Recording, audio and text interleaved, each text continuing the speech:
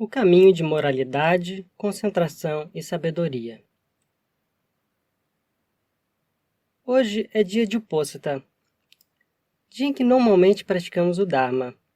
Tomamos os preceitos, 5 ou 8 preceitos, que são ferramentas para controlar nossas mentes e corações, controlar nosso corpo e nossa fala. Temos que ter preceitos controlando eles e controlando nossos corações. Porque o Buda ensinou que, quando surge no nosso coração cobiça, raiva e ignorância, nós temos que controlar nosso corpo e fala, para ficarem dentro dos preceitos. Porque, seja fazendo qualquer tipo de trabalho nosso, temos que treinar o Dharma. Temos que nos suportar numa base firme. Preceitos e moralidade são uma base firme para nossos corações e mentes. Se não controlamos o corpo e a fala, e seguimos nossos humores e ideias, somos uma pessoa que não tem sati, que não estabelece a própria mente. Quando não temos sati cuidando da mente, teremos frutos incrivelmente ruins para nossas ações. Seja na família ou em qualquer outro lugar, só traremos problemas para os outros. Porque seremos um problema para nós mesmos primeiro. Porque não temos moralidade e preceitos bem estabelecidos. A qualidade de moralidade é algo importante. É a coisa que mais embeleza as pessoas. Podemos ter muitas joias, muito ouro, mas essas são coisas que embelezam exteriormente. Mas moralidade é algo que nos embeleza internamente. É algo muito importante, mais importante do que as coisas externas. Com moralidade, podemos conviver juntos em felicidade. Se temos riquezas externas, mas não temos moralidade, temos apenas problemas, para nós e para os outros. Nosso trabalho externo é importante, mas não dura para sempre. Ele se degrada porque não temos moralidade. Tomemos apenas 5 preceitos para começar. Eles são causas para vivermos em felicidade, para vivermos em harmonia uns com os outros. As pessoas não suspeitam uma das outras, porque todas estão em linha com a moralidade e com o Dharma. Então, esses 5 preceitos são muito importantes. Temos que usar eles para controlarmos nosso corpo e fala. Se fizermos assim, nossa prática só pode prosperar. Sati e Samadhi ficam mais firmes, e sabedoria surge.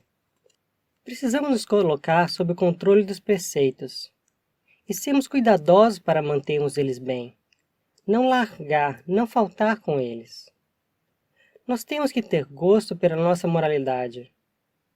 Hoje, nós podemos determinar os 5 ou os 8 preceitos, que são coisas excelentes para a nossa vida. E temos que nos determinar a manter bem os preceitos hoje. Temos que ter sati cuidando do corpo, ter sati cuidando da fala, ter sati cuidando do coração. No começo, temos sati cuidando do corpo e da fala. Se falamos ou fazemos algo, fazemos isso dentro dos 5 preceitos. E quando temos energia extra, tomamos os 8 preceitos. Não comemos depois do meio-dia, e assim mantemos o corpo leve. Isso ajuda a cultivar um sati. Não enfeitamos o corpo, e assim vemos que ele não é bonito e atraente. Quando enfeitamos nosso corpo, nos iludimos com ele. Então não embelezamos ele para contemplarmos. Que se procurarmos algo de verdadeiro nesse corpo, encontramos apenas os 4 elementos. Não é algo belo e atraente. Daí podemos contemplar, entender claramente nas nossas mentes e corações. Também não nos deitamos em camas altas e luxuosas. Isso significa não procurarmos felicidade e deleite no ato de descansar. Assim para praticarmos em linha com o que o Buda ensinou. Quando contemos nosso corpo e fala dentro dos 5 ou 8 preceitos, então temos que cultivar sati, estabelecer a mente, para cuidar da mente e coração. Porque nossa mente só quer saber de se divertir com coisas que encontra, sem descanso. Quando nossa mente só pensa e prolifera, quando ela tem somente confusão e dúvida, ela não está tranquila. Ela prolifera, se sente incomodada. Daí temos que ter um objeto de meditação, que vai domar as quilesas, as corrupções mentais, para ficarem dentro dos limites do Dharma. Para isso podemos, por exemplo, recitar internamente Buddho, Dhammo, Sangho. Isso é recordar o Buda. Buddho significa aquele que sabe, aquele desperto, aquele que se deleita. Tendo desperto e em deleite, ele ensinou os outros seres. O Buda é um ser de pureza e liberto, que pode ensinar os outros seres melhor do que qualquer outro. Ele conhece esse mundo claramente. Todas essas qualidades se juntam na sua recordação do Buda. Se juntam em uma palavra, Buddho. Quando praticamos recitar Buddho internamente, não precisamos ter dúvidas. Essa recitação fará nossas mentes pararem e ficarem tranquilas. Parando temporariamente nossa cobiça, raiva e ignorância. Isso é um objeto de samatha, meditação de tranquilidade. É comum que pensemos demais, ou tenhamos muita hesitação e dúvida. Podemos, por exemplo, só observar e seguir nossos pensamentos, e esquecer de acalmar a mente. Ou podemos só observar a mente e isso já é suficiente para acalmar nossos pensamentos. Mas temos que estabelecer em mente de nem gostarmos, nem não gostarmos daquilo que experienciamos. Às vezes, observando a mente, não conseguimos desconectar a mente daquilo que ela experiencia. Porque tendo experienciado formas, sons, cheiros, sabores, toques e objetos mentais, já surge gostar e não gostar. E quando vamos ver o que aconteceu, seguimos esse gostar e não gostar. Seguimos nossas proliferações. E nesse momento, Sati não conseguiu acompanhar o que aconteceu. E nossa mente prolifera, seguindo atrás das coisas que experienciamos. Isso é ignorância. Desejo e apego surgem logo atrás. Quando observamos a mente desse jeito, temos que saber que na nossa mente surgiu cobiça, raiva e ilusão. Porque fomos nos apegar às formas, aos sons, aos cheiros, sabores, toques e objetos mentais. Sati não chega em tempo, e quando vamos ver na nossa mente, já não conseguimos desengajar ela daquilo que está experienciando. Daí temos que fazer nossa mente tranquila, observando a respiração. De pé, andando, sentados ou deitados, temos que ter Sati. Temos que ter a recitação de Buddho cuidando na nossa mente. Até que no final, até mesmo a palavra Buddho some, e a mente fica tranquila e silenciosa. Nesse ponto atingiu Samadhi. Sente Piti. Sente como se o corpo estivesse expandindo, ou até podem rolar lágrimas. Às vezes sentimos a mente fresca, e como se estivéssemos no ar-condicionado. Às vezes podemos sentir que nosso corpo expandiu, passando o telhado. Quando Piti surge, podemos experienciar diversas coisas. E o coração sente-se satisfeito, por causa da nossa recitação interna. Tendo experienciado essas coisas, veremos o valor de cultivarmos Sati para ficar com um objeto. Sendo assim, nós nos esforçamos para acalmar bem nossos corações, usando o poder de Sati. Como o Buda no Sati, estabelecer o Buda em mente. Quando estabelecemos o Buddho em mente, não pensamos em coisas que não são hábeis.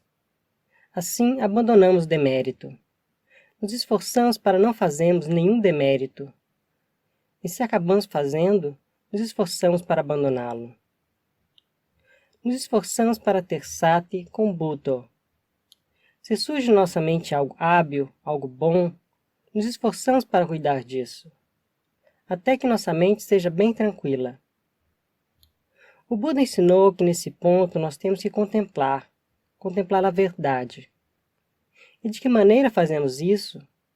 Contemplamos esse corpo que chamamos de eu, esse corpo que dizemos que somos nós. Quando experienciamos ele pela porta dos sentidos, nos agarramos de que temos um eu. E esse eu, onde ele está? Daí estudamos isso. Onde estou eu? Esse cabelo sou eu? Pelo, unhas, dentes, pele. Isso sou eu ou não? O dente sou eu? E vamos nessa linha. Se retiramos um dente, perguntamos, onde estou eu nesse dente? E separamos o elemento, água, retiramos o sangue. Como quando vamos doar sangue. Não somos nós de novo. É uma parte que retiramos do corpo. E qual parte desse corpo somos nós? Quando nossa mente tranquila contempla assim, podemos aceitar e respeitar a verdade. Que o Sankara, fabricação do corpo, tendo surgido, permanece e acaba. Procurar um ser, uma pessoa, um eu ou um ele, não achamos. Isso é apenas uma convenção, algo que estabelecemos. Convencionamos, isso é uma pessoa, isso é um animal, aquilo é uma pessoa, isso sou eu, ele, etc. Convenções, nomes. E quando criamos essas convenções, nos iludimos de que essas coisas somos nós de verdade. E isso se torna causa para o sofrimento surgir. O Buda disse para praticarmos com objeto de meditação, recordar as qualidades dele, como quando recitamos Budo, e podemos nos acalmar assim. Então, temos que treinar no nosso objeto de meditação.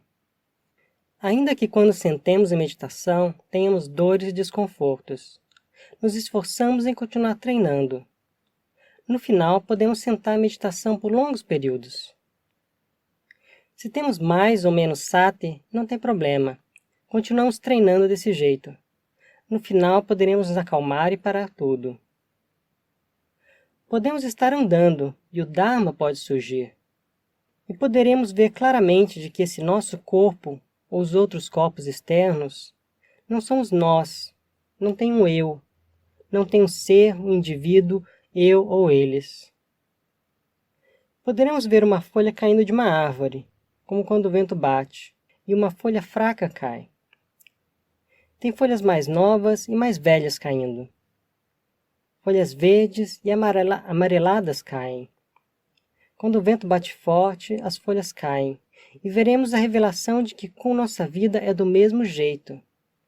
A vida das pessoas é do mesmo jeito. Tem quem morra ainda no útero, tem quem chegue a falecer na infância, há quem falece na juventude e quem falece na velhice. A nossa vida é assim. E contemplamos assim. Podemos entender de que os nossos corpos, esses sankaras, são coisas impermanentes, incertas. São sofrimento, não tem como ir além disso. Não é um eu, não é um ser, uma pessoa, eu ou ele. Vocês conseguem ver isso? Nós não queremos envelhecer, não queremos adoecer e morrer. Então, por que temos essas coisas? Esse corpo é apenas um sankara, uma fabricação. Ele não liga para nós. Havia um homem nos tempos do Buda. Ele era sobrinho de Sariputta, o discípulo mão direita do Buda. Esse homem estava procurando um lugar puro, onde ninguém houvesse morrido antes. Assim ele poderia morrer lá nesse lugar. Isso mostra que ele contemplava a morte com frequência, de que ele aceitava que tinha que morrer. Então ele foi procurar para morrer um lugar onde ninguém houvesse usado. O Buda encontrou ele e disse: "Você vem aqui nesse lugar para morrer, mas você mesmo já morreu aqui várias vezes." Isso fez esse homem sentir fé no Buda, porque ele era professor de Sariputta, seu tio. Ele estava desencantado em ver que ele já tinha nascido e morrido vários nascimentos. E assim a mente dele se acalmou, pôde ter samadhi. E assim não tinha obstáculos mentais. E a mente superou todos os estados mentais negativos. Teve samadhi, piti, felicidade. E a mente se silenciou.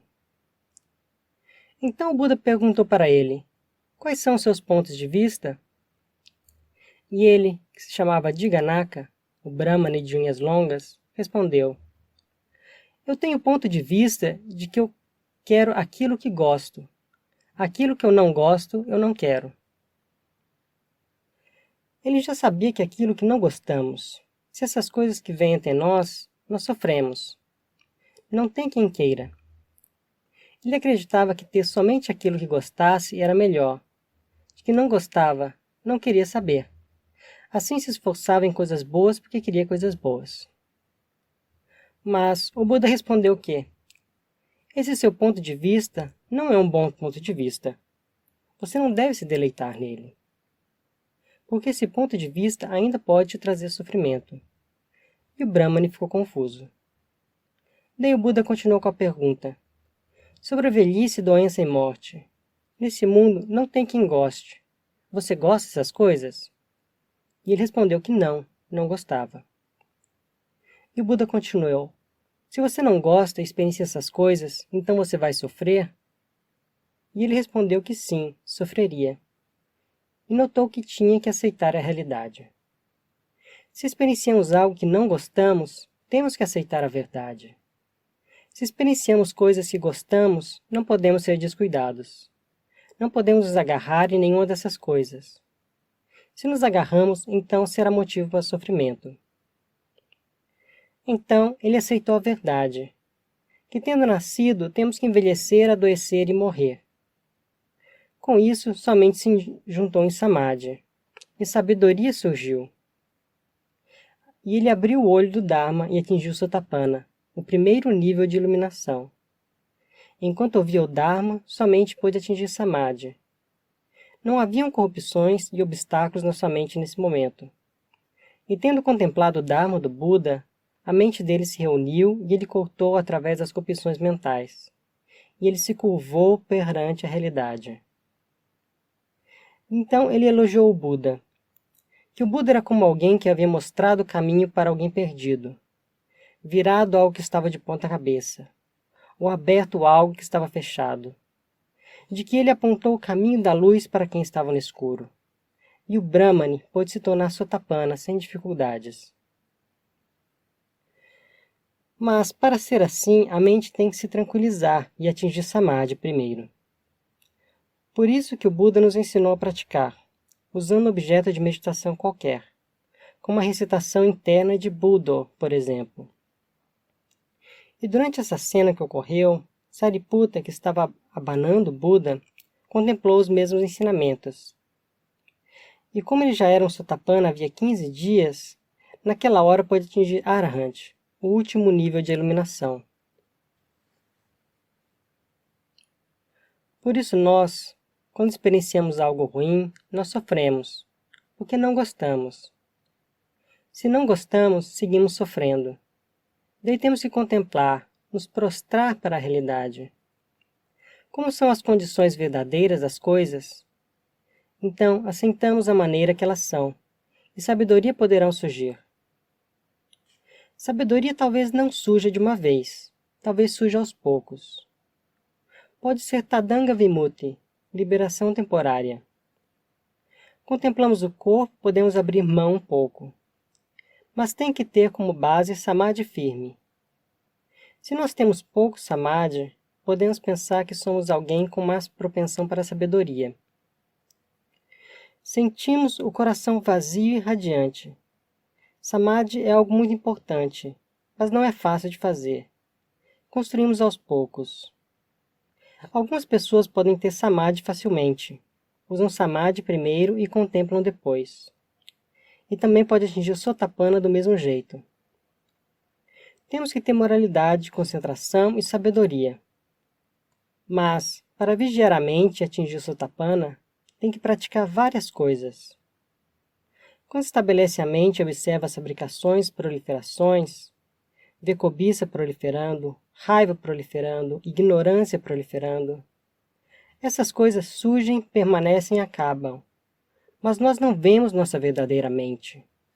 Nós temos que nos esforçar em vigiar nossas mentes, estabelecer sati.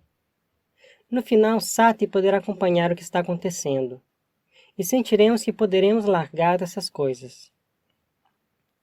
Se Samadhi está firme, usamos isso como base. Sati, Samadhi e sabedoria, bem estabelecidos em moralidade. Temos que nos esforçar, ter moralidade, concentração e sabedoria. Não podemos faltar com nenhum deles. Isso não seria um caminho harmonioso.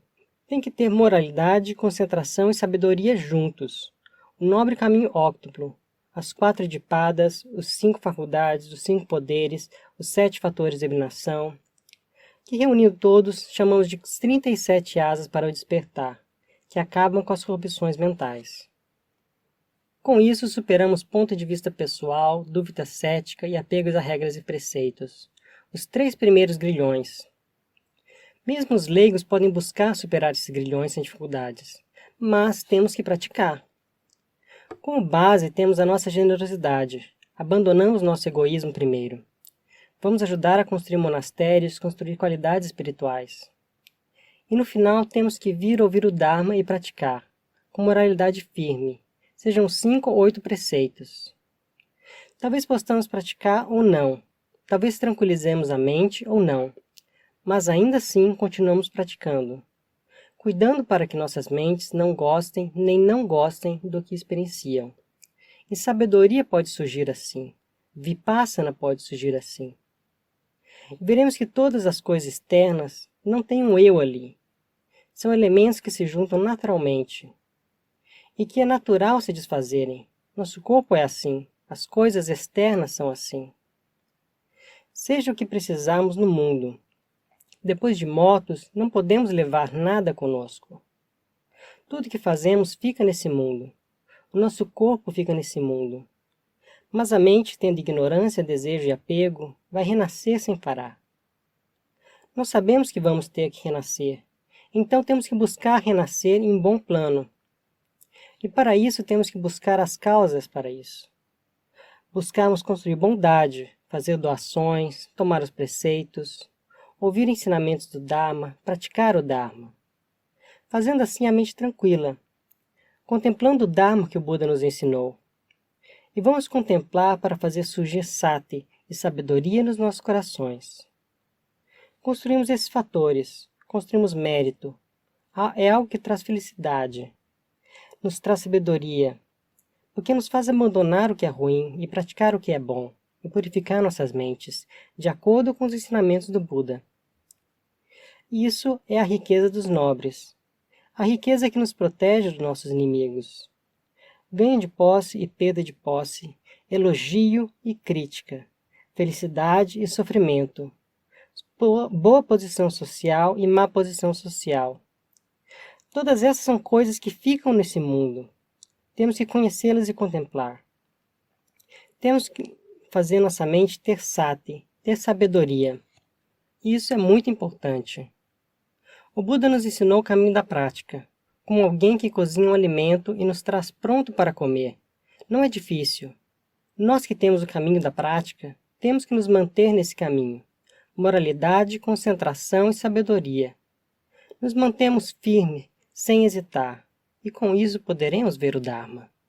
Que todos vocês contemplem isso.